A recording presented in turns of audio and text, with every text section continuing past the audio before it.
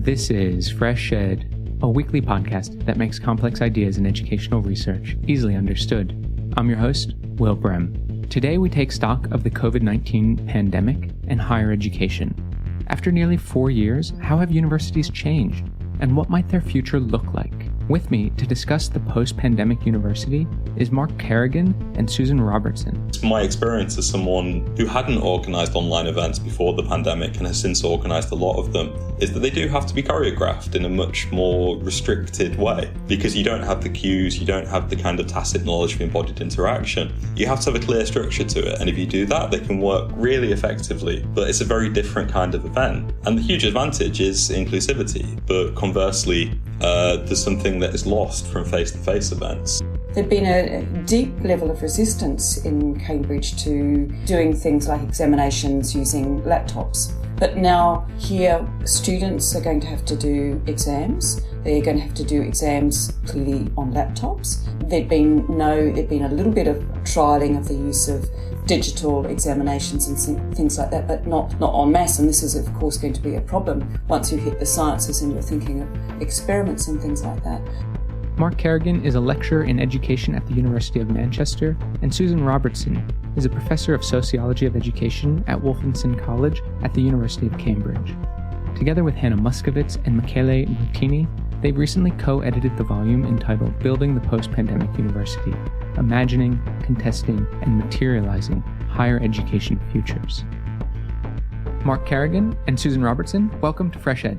Hi, Will. It's great to be here. Wonderful to be here, Will. Today we're going to talk all about COVID-19 and higher education. Big topics. I want to start by maybe thinking about your own biographies and what you were doing when COVID hit. You both were working at the University of Cambridge. So take me back to, March of 2020. What happened to the university and your daily experiences when COVID hit? Mark and I were actually in the Faculty of Education. I was the head of the faculty, and I do remember almost to the date around about the 15th of March. And my sense is initially there was a kind of frisson in the air, if you like. People were joking a bit, bumping ankles and elbows and things like that. And then suddenly there's a sense when everything, is going to be shut down pretty much overnight. In other words, people were rushed into their office to get anything that they wanted out,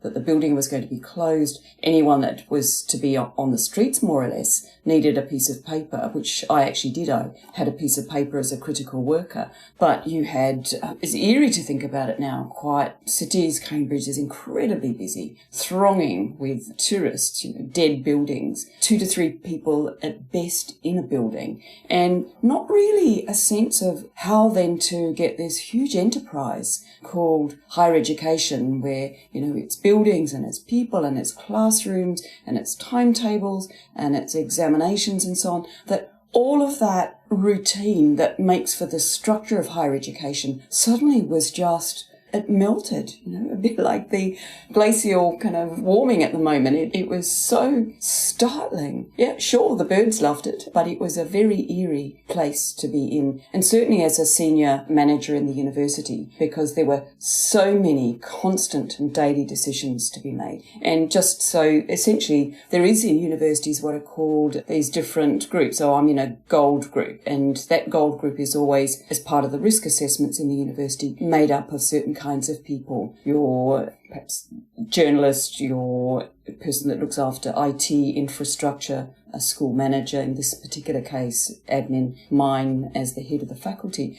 And you had to come together and meet together almost in a kind of a war office-like manner to each day try and get some decisions on the table. And we were always having to then be kind of tuned in on a weekly basis, sometimes on a daily basis, to what was called the Crimson Group. And that Crimson Group was the group in the university that's then having to make all kinds of decisions that actually, in some cases, slowed lots of things down. Appointments, for instance. If someone went, either something happened or they took a job somewhere else or or left. It wasn't straightforward about how we would actually do that recruitment and even indeed get the permissions to do that recruitment, because universities were worried seriously about their budgets. So that was my experience.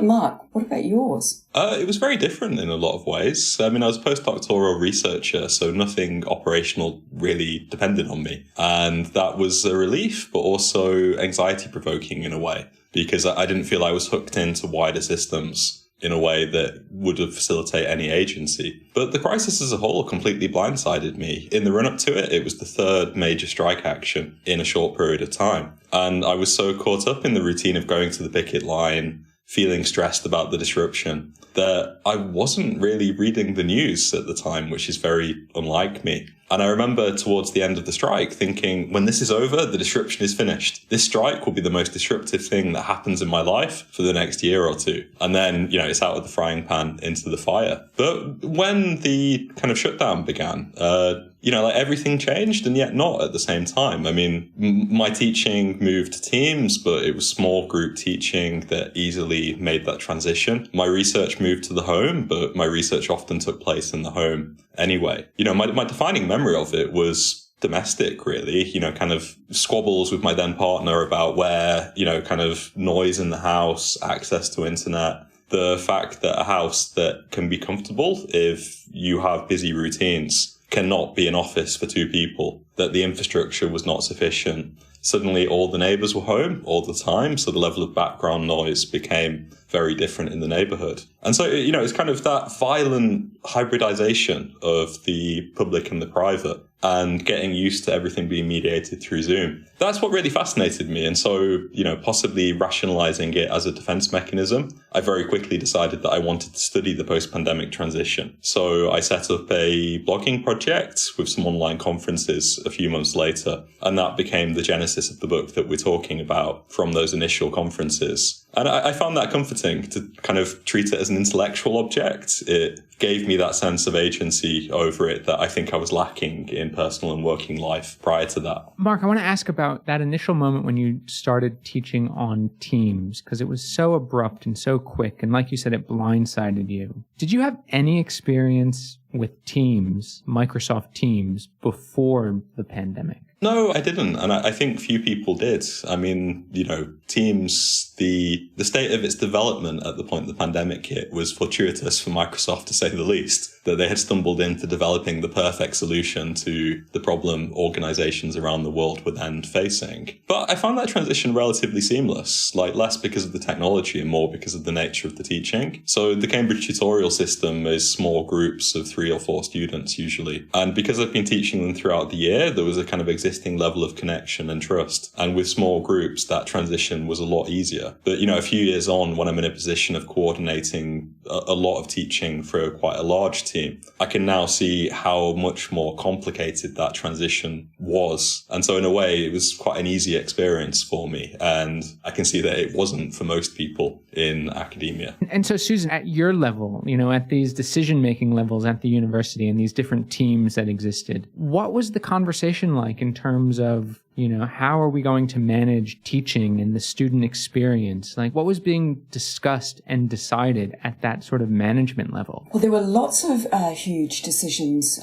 One, at least in our faculty, we're training teachers, and teachers actually have to be in classrooms with young people who as part of their graduation, they have to actually do that. So the question of how did you do that? There was some teaching going on in schools to do with workers who were critical workers, or students, for example, whose mental health would be advantaged if they were in some classroom settings and so on. But we were deeply aware that our students could be super spreaders, so they could, and it's not even just a question of if you could get hold of a test and test yourself, by the time the result came back, that might be 48 hours, in which case, between now and, the next few hours, I could have actually been in a situation where I did pick up COVID, and then and so even the testing, and then looking at how did you test en masse was problematic.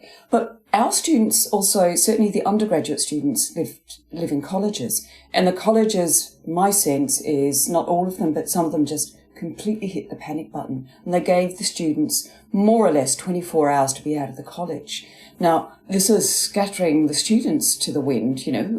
How do they actually get on a plane or a train, if they could, and find their way back home? And the students come from all over the world. So that's the first issue. But the second issue is undergraduate. There'd been a deep level of resistance in Cambridge to doing things like examinations using laptops. But now here, students are going to have to do exams. They're going to have to do exams clearly on laptops. There'd been a little bit of trialling of the use of digital examinations and things like that, but not en masse. And this is, of course, going to be a problem once you hit the sciences and you're thinking of experiments and things like that. You can also see the level of anxiety.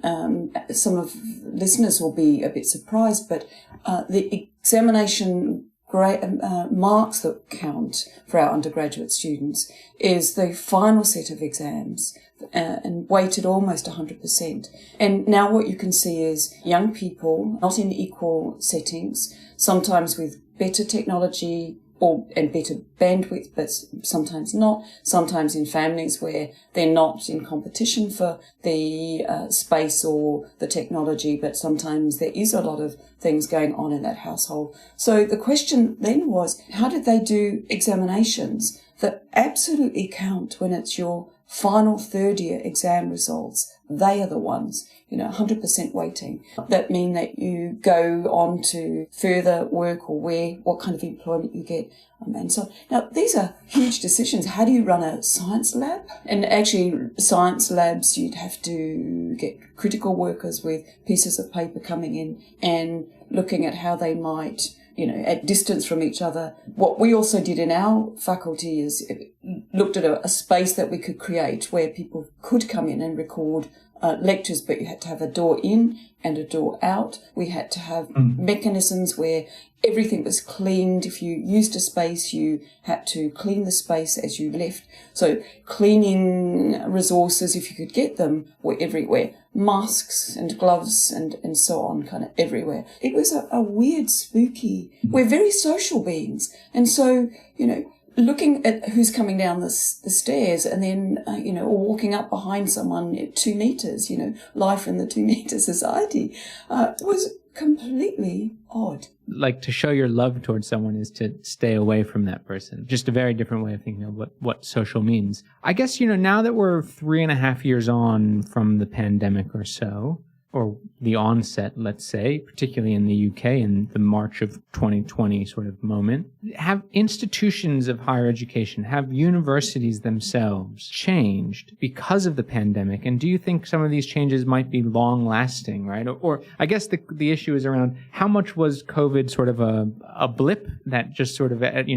some point we're going to revert back to March of 2019, or how much did it fundamentally change universities, and how much the decisions that Susan was sort of talking about at those levels, but also the experiences that, Mark, you were explaining, how much of these are now going to be sort of commonplace going forward? Yeah, that's a brilliant question, Will. And I was thinking about that with the conversation I was having yesterday, because part of the answer is about the broader societal context. When I started diving into the history of pandemics early on in COVID, I was fascinated to realize the kind of general tendency towards cultural amnesia. Pandemics have as big an impact on civilization as wars, but we memorialize wars, and we consistently try and downplay pandemics and eliminate them from cultural memory after they've passed. And at least in the UK context, it feels to me that has happened quite forcefully since then. And it's hard not to see the same thing happening in universities, at least in the sector that I work within. But I think the cultural outgrowths of it persist, even as the kind of macro history of it fades into the background,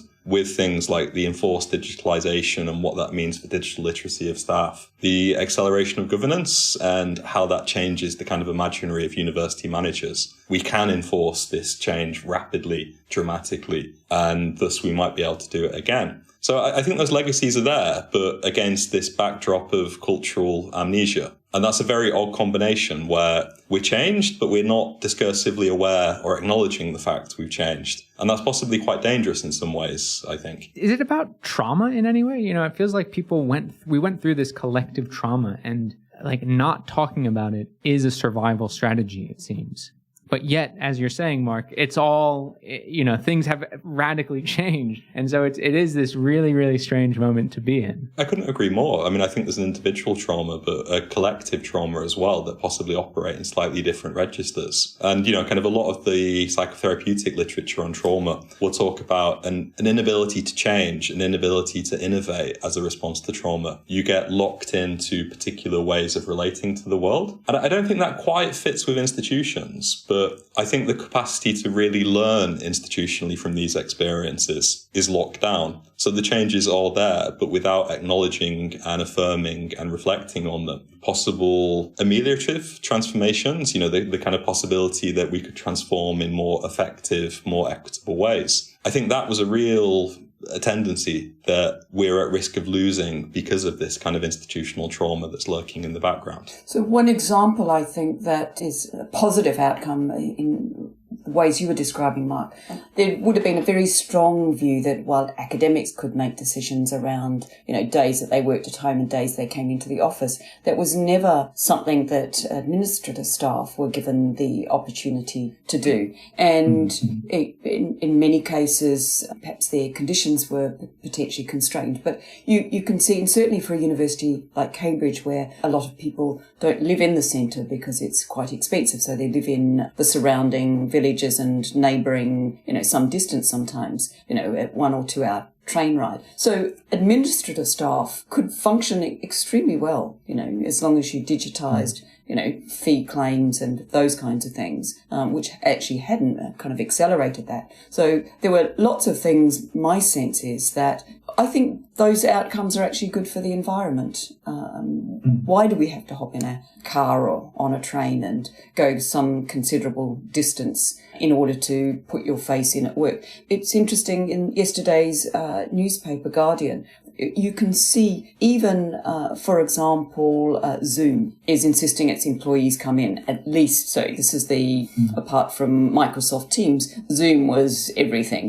The word Zoom actually becomes a verb through this period of time. But as a major provider of digital services, they're now insisting that their employees actually come in at least a couple of times. There's quite an interesting kind of struggle actually going on. Government departments mandating that their workers come in. And so that sense that you could trust people to work at home, and they probably did an enormous amount more than they were even paid for. Well, there's an effort to try and set that back in again. And I believe that that's detrimental. I think that we should trust workers to take pride in the work that they do and who deliver on that work, often under compromised conditions, because then not always as quiet. They don't have the kinds of desks and seating and bandwidth that you might have in the university and so on. So those kinds of changes, I think there's a bit of a mighty war going on at the current time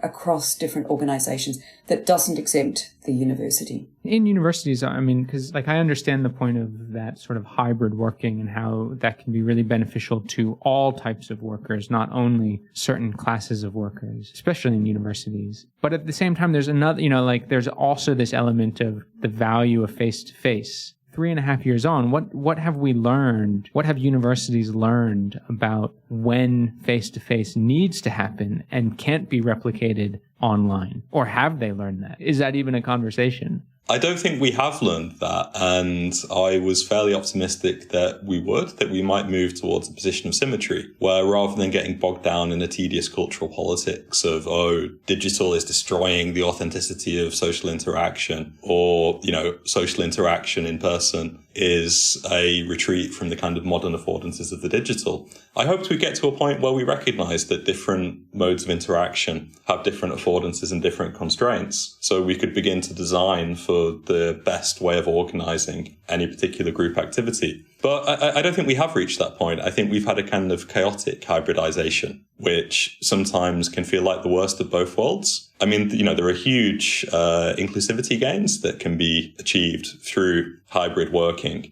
through not having expectations of coming into the office. And like Susan was saying, this is something that now applies across the university workforce, rather than the kind of traditional scholastic sense of hybrid working that, many academics have always enjoyed. But I do think we need to have modes of organising this, and there's no real kind of normative framework for it. So the kind of gradual reduction of face-to-face contact and serendipitous contact, I think, is what's really missing. And so in a situation where you're trying to develop a new community where one wasn't there previously, the fact time on campus has to be scheduled in advance, because people will come in on particular days and they will often schedule those days in quite a full way. That means that you have to coordinate this interaction in a way that wasn't true previously. I found the experience of starting a new job in a new institution during this very interesting, because initially it felt like nothing had changed, because I was still at home and I was still in my living room on Zoom. I was just Zooming with different people at a different institution. But then when I did move to the area and started going into the office, it was much harder to meet people in person than was previously the case. So you can be in a friendly environment, but if meeting for a coffee becomes something that has to be arranged 2 weeks in advance, the social dynamics of the institution change. I really miss about Cambridge pre-pandemic corridor conversations. You know, just stopping at lunchtime to go for lunch together, or going for lunch on your own and meeting someone there. My experience is this just doesn't happen in the same way post-pandemic. In part, this might be that I've moved from a campus university to a kind of central city university, but I don't think it's just that. I think something subtle but huge has happened to how social networks form and reform after the pandemic. Do you think that the sort of what it means to be an academic has therefore changed because of these, the different sort of social environment that we're in, the different social norms that now exist? Are academics, like the role of an academic has now changed? The reflection I was going to share on this, which means it's not about the role changing as much as academic practice, your knowledge production practices. Mm. So it's not uncommon at all for people to expect that if an event is happening in person, that there is a Zoom facility available. But what that does is it distorts the over there and in here relationship. So you're not always clear that the camera's picking up who's in the room. You're not always clear if someone who's on Zoom is actually there and listening behind the closed off camera, that kind of thing. And what that creates is this rather awkward dance that also gets in the way of the use of the time and the exchange of the ideas and so on. And while there's that wonderful that feels like it's engaged in being inclusive, it takes up a lot of time to get it right.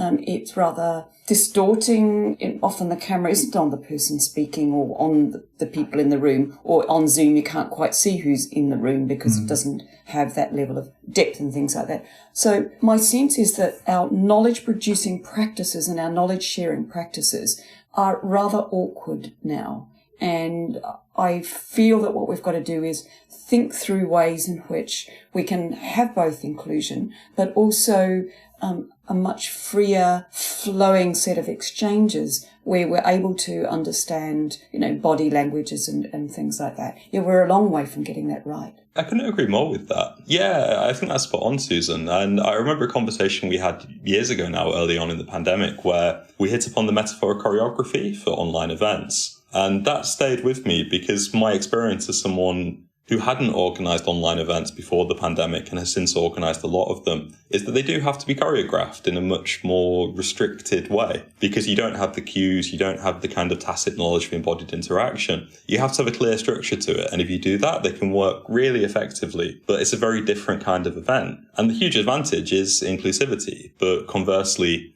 there's something that is lost from face-to-face events. And increasingly, I'm reticent to organise hybrid events. I rather organise online events when that's correct for the purpose, and face-to-face events when we need something more discursive, immediate, and functioning, say, as a workshop. Because I think hybrid can be done effectively, but it's hugely resource intensive. You need someone to tech, you need the proper equipment, and you need a plan for it. And often hybrid events in academia are just putting Zoom on over the computing infrastructure in an existing teaching room. And so I think if we do hybrid events, we need to do them properly, and that needs the resources for them. And if we don't have those resources, we should choose between on-site or, done remotely. One of the things in my job that I think has changed dramatically is the amount of time I spend on Moodle or Canvas. And it's just this huge amount of work to try and think not only about the content and the reading list and how I want to structure the sort of in-person teaching, but then I have this whole,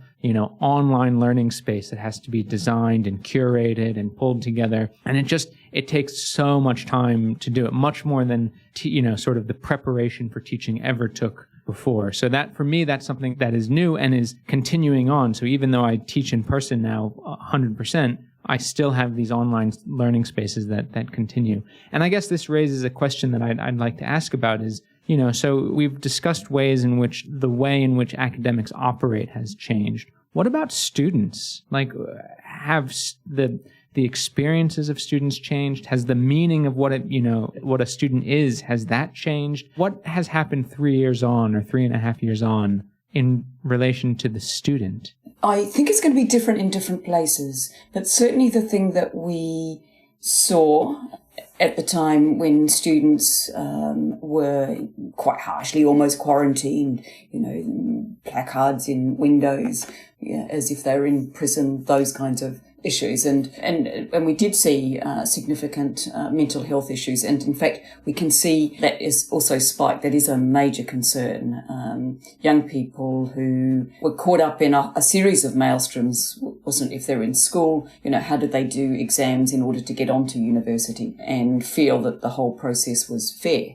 So there's that part. If you were already at university and you were kind of literally kind of asked to go away, or if you were to stay, you were in small pods and couldn't, you had to maybe in small groups look after each other as someone came down with COVID. You were stuck in your room. They're not big rooms. They were never designed to be learning spaces. And again, that would have generated, quite significant poor health. But what we can see at the moment, these cases are just kicking off right this week, being reported in the major newspapers, class actions now. So we've got the legal profession actually reaching out and suggesting, so these are international firms, legal firms, that they would, for 30% cut of the final amount that might be settled, that they would actually make a case that the student didn't get what they bought. And you can only have that kind of language when you've got a market-oriented way of organising higher education. Here in England, it's oversighted by the Competition and Markets Authority and the Office of Students. And what that means essentially is, what product that you sell, like baked beans on a shelf, has got to do what it says on the tin. And the students are actually saying, we bought a student experience and we bought in-person learning, and that isn't what we got. Now, universities, and the issue at the moment for the lawyers is, how do you assess the value financially, in monetary terms, of the loss of a certain kind of education when it only takes a particular form, virtual learning? Mm-hmm. And these cases are also going on in the United States. So these are two big countries that do operate a much more consumer-driven higher education system.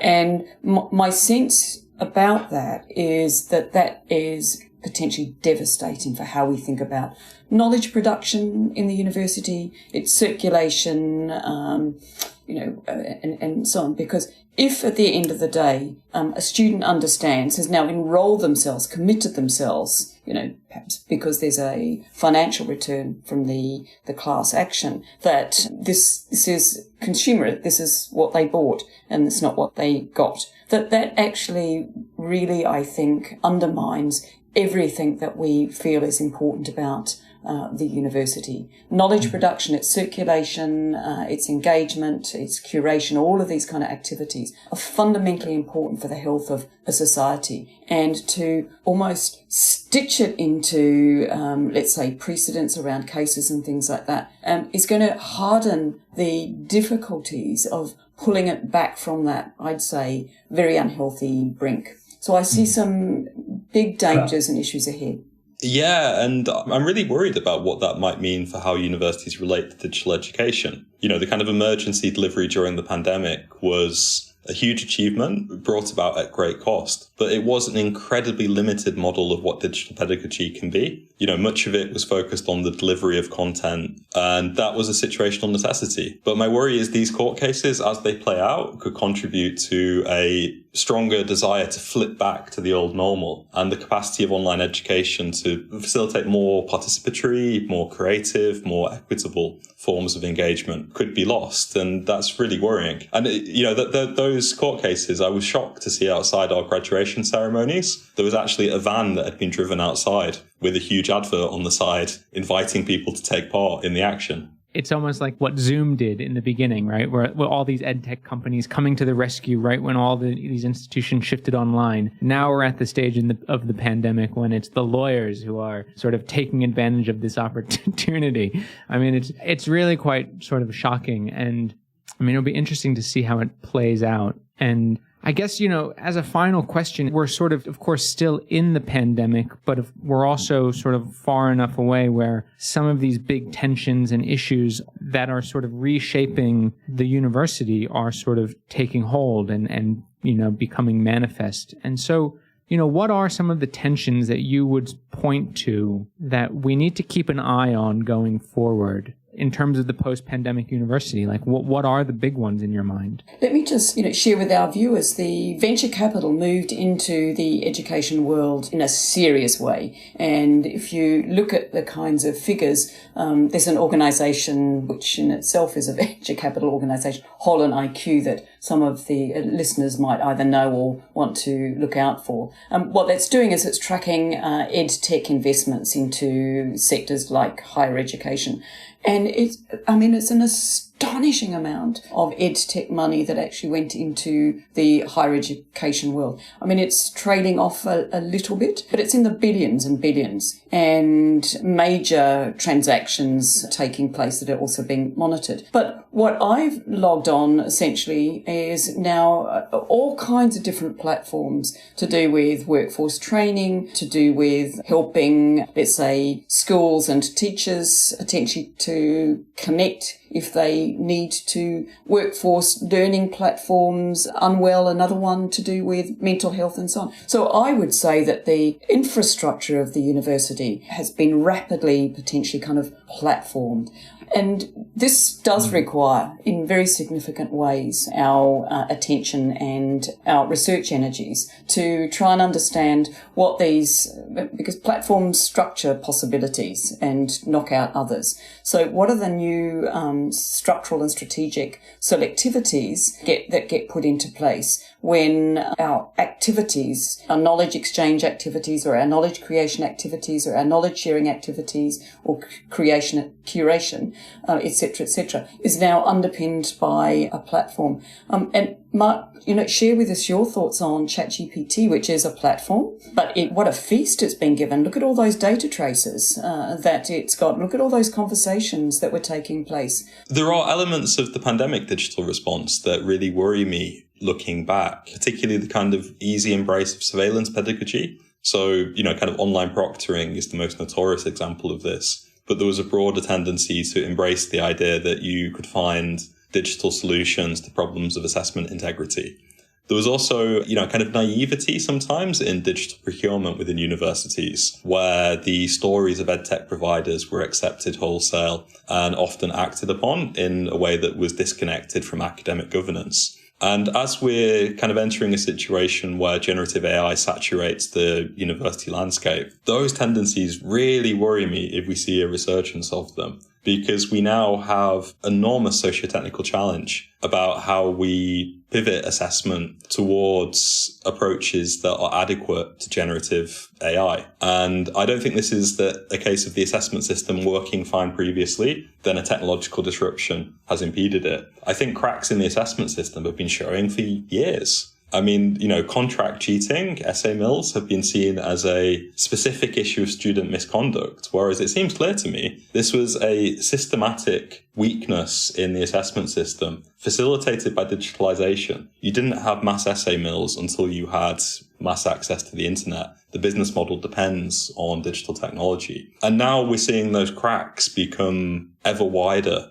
And there's a real possibility that trust that a degree means what it is said to mean, that a student can be assumed to that a student assessment can be assumed to reflect something of that student's learning. There's a risk this is all going to break down, and we need to redesign assessment on this basis. But I worry, firstly, as I've said, that these kind of digital pathologies will creep in as this starts to happen. But also the cultural politics of the pandemic that we talked about earlier, the kind of institutional trauma, this will impede responses. We have shown that we can move fast when we need to, and I think we need to move fast now. But we need to move fast in a reflective, joined up, purposeful way. And I'm worried that isn't going to happen. I find generative AI absolutely fascinating and engrossing at the level of individual practice, but I'm worried this is going to be a disaster institutionally. And it's a disaster that we could address competently, but that these legacies of digital disruption and digital change over the last 5 years are going to get in the way, unfortunately. Well, Mark Carrigan and Susan Robertson, thank you so much for joining FreshEd. Congratulations on your new co-edited book. It sounds like, Mark, you just laid out the next volume of such a collection to think about the post-pandemic from that generative AI perspective. So thanks so much for joining once again, and congratulations. Thanks, Will. That was a great conversation. You're very welcome. Thanks, Will. Mark Carrigan is a lecturer at the University of Manchester, and Susan Robertson is a professor at the University of Cambridge. Their new co-edited volume is entitled Building the Post-Pandemic University. A transcript of today's interview with a selection of resources for further exploration can be found at freshedpodcast.com. Please note that opinions expressed on FreshEd are solely those of the host or the guest interviewed, not FreshEd, which takes no institutional position. If you've liked what you've heard today, please rate us wherever you listen to podcasts. Reviews really do help. FreshEd's team includes Fatih Akhtas, Obafemi Ngunwe, Annabella Afro-Boateng, Phyllis Che Mensa, and Jose Neto. Original music for FreshEd was created by Digital Primate.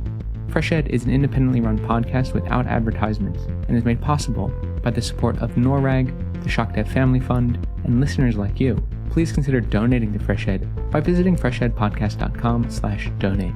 Thanks for listening. I'm Will Brem, and I'll be back next week.